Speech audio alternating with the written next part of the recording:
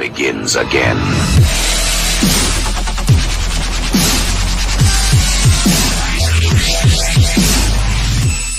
And welcome to this edition of the Biker News, your morning news you can have with your coffee. We're going to be talking about the bus going down in Colorado involving the Hells Angels, as well as the Homietos, man. Homietos.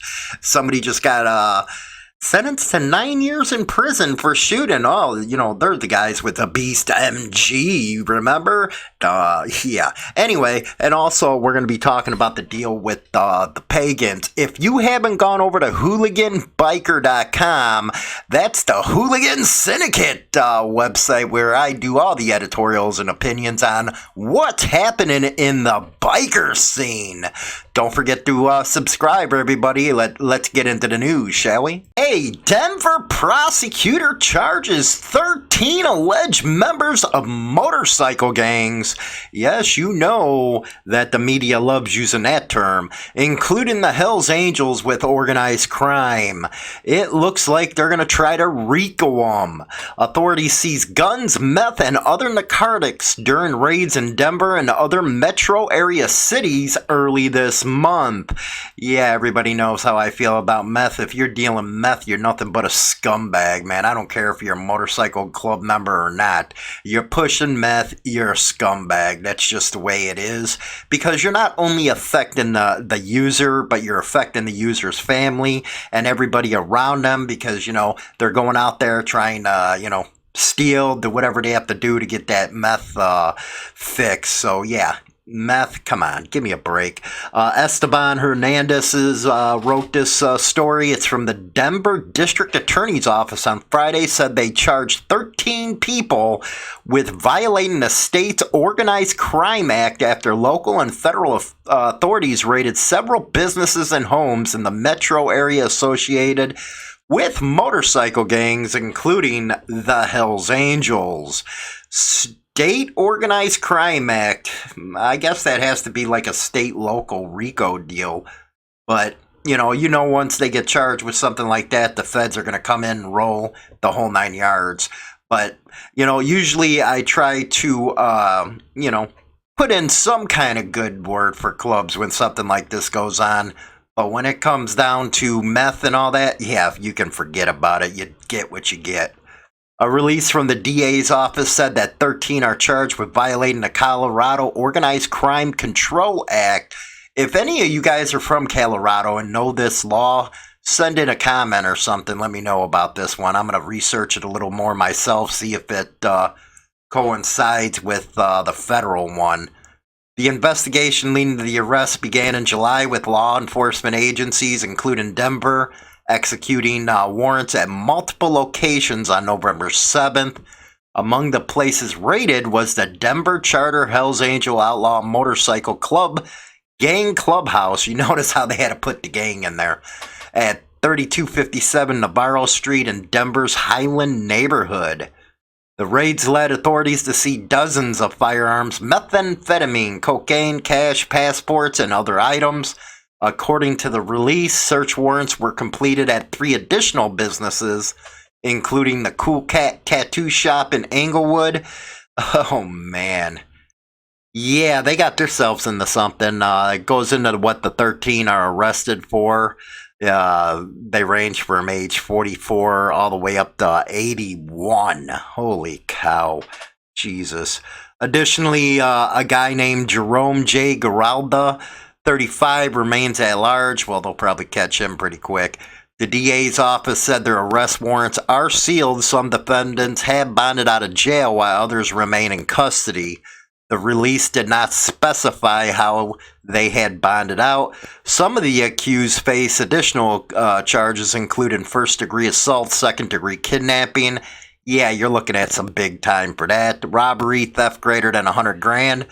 Aggravated mortar theft, and chop shop activity.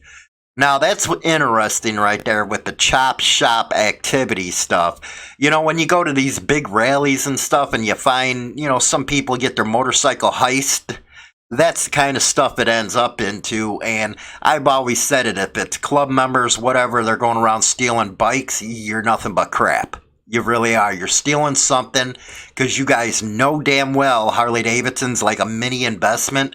People pay a lot of money for their bikes, and for you schnot nuts to go out there and steal them, you're a bunch of lowlifes, man. It's weak stuff. Weak stuff. And that goes for cars as well. In addition to Denver, the release said the charges stem from police action in cities and towns, and they have a whole bunch of towns here. Well, looks like they partnered up with the ATF to execute the warrants. So, yeah, you're looking at federal charges coming. And it also goes, investigation remains ongoing. So, federal charges are going to come down. They're going to get state and local. There's the Navarro, it looks like the clubhouse at hers. It has the death heads on there, but everybody knows when it comes to meth and stuff, you're low lives, man. And especially when you got a chop shop operating and then you're looking at you're probably stealing cars. You're definitely probably stealing bikes and selling off the parts and stuff. So, basically it comes down to some, what the hell are you guys thinking about? And then you wonder why the media calls clubs gangs. It's because of this kind of stuff. What in here says motorcycle club? And that's a question I like to ask. What in here says it's a motorcycle club? What I see is organized crime activity. And you got to be honest, it's right here. Now, you're innocent until proven guilty in this country. But if it comes out to be the case, and I'm sure it is, because you're going to have people pleading down or turning on each other. But when you're talking about, seizing guns, meth, and narcotics, the guns might be legal, probably not, because some of them probably felons in there. But I'm just saying what it is, man. Because, everybody expects the creators and the radio show hosts like myself to go out there and, hey, defend clubs to the max. I ain't going to defend this. This is crap right here. When it really is, man. When it comes to meth, you get no sympathy for me. You're just, either white trash or whatever, man, going on selling that. But let's go to the next story, and this is out of Corpus Christi. Again, it's using motorcycle gang member, and it's talking about him getting 9 years in federal prison for shooting at a man, Alexandria Rodriguez, out of the Corpus Christi Caller Times. It talks about a 37-year-old Corpus Christi motorcycle gang member was sentenced for federal charges. Again, I want to get back to the motorcycle gang stuff, man. When you're out there shooting people, you're out there slinging meth, what do you expect these citizens to think, man? The ones that are not in, the biker scene, what do you think they're gonna see when they, see this kind of stuff? You cannot defend it. You cannot. I don't care how many times somebody says they're a motorcycle club and you got your, people out there that's going, well, they're a club, they're not a gang. You want to don't, straight up, stop the gang crap and you wouldn't be called a gang.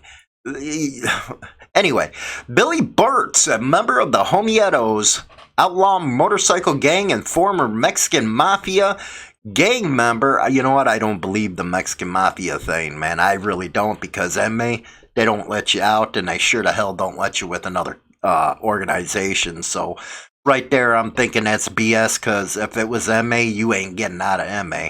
And that's exactly what they're saying is Mexican mafia. If you guys haven't heard, that is MA.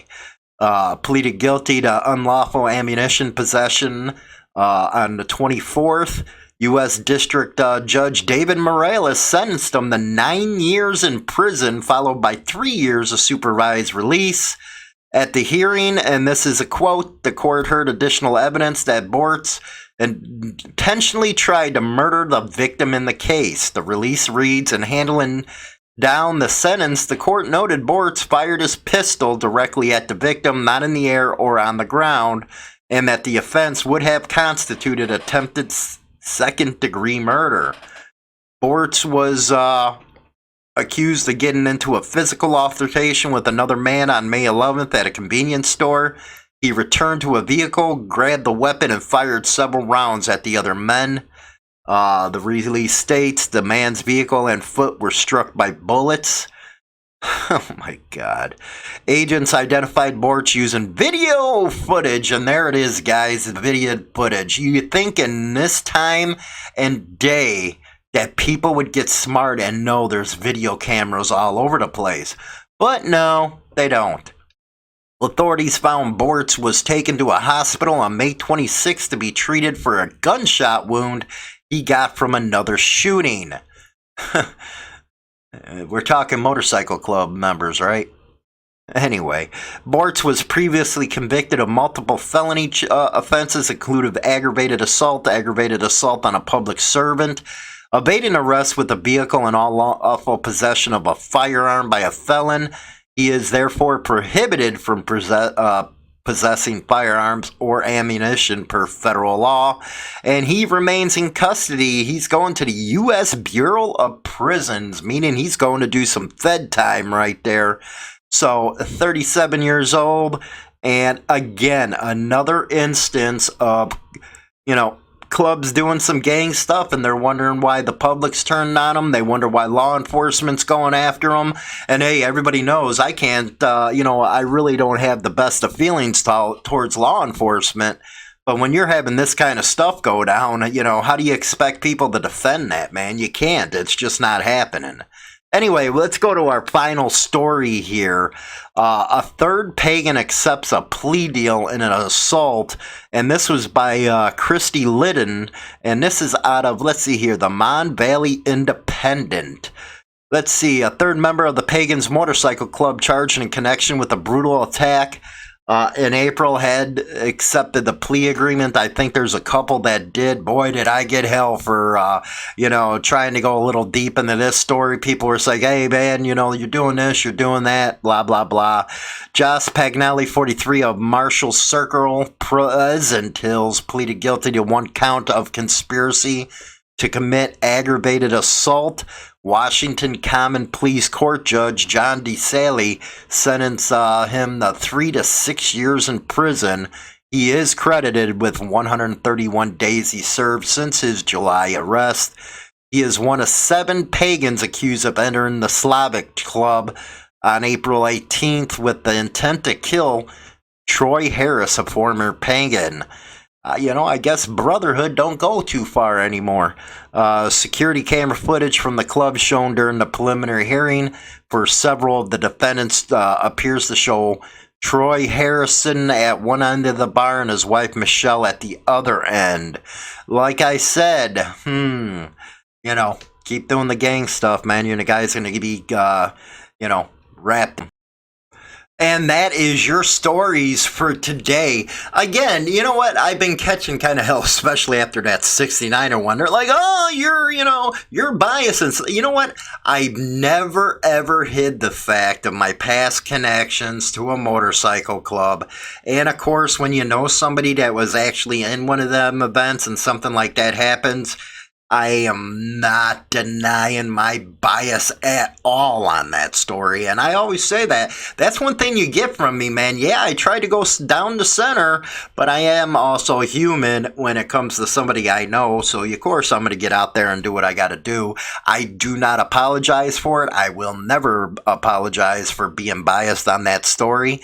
And again, when you know somebody, yeah, that ain't happened. That's not the way I am. Other than that, I do try to present the news right down the middle. And here's how I'm going to present it right down the middle right here. The last couple stories that we've been covering, you see with the dealing, and you have, you got an element of guns there, you got an element of methamphetamines, and then you got a shooting going on. To those who, nothing's ever going to change in the scene, and it's only going to get worse with the cops, man, after you. It's only going to get worse. The more it happens, the more laws that are coming in effect. I don't know if you guys, if you go on the New Jersey Crime Commission's website, you'd hear that 2-hour hearing. I was actually listening to it. The cops ain't playing around anymore. They're elevating clubs to actual organized crime, which they have done in the past, but not like they've been doing now, man. They're even throwing it in there with cartels. So it doesn't help the club's freaking cause here with the profiling and the stuff going out on the West Coast in the 9th District of Court of Appeals with the patch stuff when you got members out there doing that. There's no excuse for it, man. Yeah, I know there's a reputation you got to live up to. Yeah, I know the streets are involved, but you cannot expect people to go out there and defend you when that kind of stuff's happened, because it's not actually helping you. It's actually hurting you when you got more and more people trying to defend you on that. And then you wonder why you have a lot of these and I actually talk about this in hooligan bikers or biker.com. Remember, it's not an S, it's just hooligan biker. How and why people are going out there starting their own clubs and they don't respect protocol, because they're saying to themselves, man, I don't want nothing to do with this kind of stuff. You know, it's one of their arguments to agree now, but it is an argument, and it is a good point that why would they want to get involved in it? Why would they want to get involved with the dominant when all they're seeing in the news is this kind of stuff? And we all know people nowadays are not nowhere near ready for that kind of stuff. So, but on the other hand, you can't be hypocrites looking and trying to get support from the biker community when you got these kind of stories popping up. I usually do 3 stories a day on Insane Throttle Biker News to try to get the word out there, what's going on in the club scene, what's going on the biker scene. You know, we've been adding a lot more manufacturer type of stuff for our gearheads because, you know, quite frankly, I'm a gearhead. I love, you know, not only bikes, but I love cars. But anyway, I try to get what's going on in the scene, and 90% of it is bad. And we're wondering why the Leo and everybody else is going after us. And then people are wondering why, you know, you got other bikers, independents, now they're moving towards the Leo way because they want nothing to do with it. And I know a lot of you guys are going to say, well, we don't care, you know. Well, you better care when you're facing a jury and a judge. You know, I call it 12 plus 1, you know, 12 jurors and 1 judge. You can't sit up there and complain then when this kind of stuff's going on. Now you have a whole chapter or a charter in Denver facing not only federal charges, but the state ones at, you know, their, you know, equivalent of RICO in the state. And I've always said it in the past, meth, you guys are a bunch of lowlives if you're slinging meth. Because yeah, I get it. You're trying to live the gangster stuff. You're making your money. But you're ruining lives, man. That's not what bikers are about. Bikers are supposed to be out there helping people. You know, the toy runs and all that stuff, that's only going to cover for this kind of stuff for a little bit. And after that, citizens ain't stupid, man. And I know it don't tie the whole club. The whole club is not criminal. But when you allow this kind of stuff to happen, what's that say about you? Yeah, you got a brother. Oh, we're supposed to help him. What's he doing to you guys? That's what I have to ask, is what does his actions have on the club? If, you know, he was really, you know, if he really cared about the club, he wouldn't be putting the heat on the club now, would he? That's just the way I look at it, man. I really do. So, you know, that's my skip for today. Don't forget to go over to hooliganbiker.com. You'll see my editorials, and you'll see a lot more unhinged type of stuff. BitChute. Don't forget to hit BitChute, man. We're doing pretty decent over there. And also all our social media pages. But until then, talk to you guys later.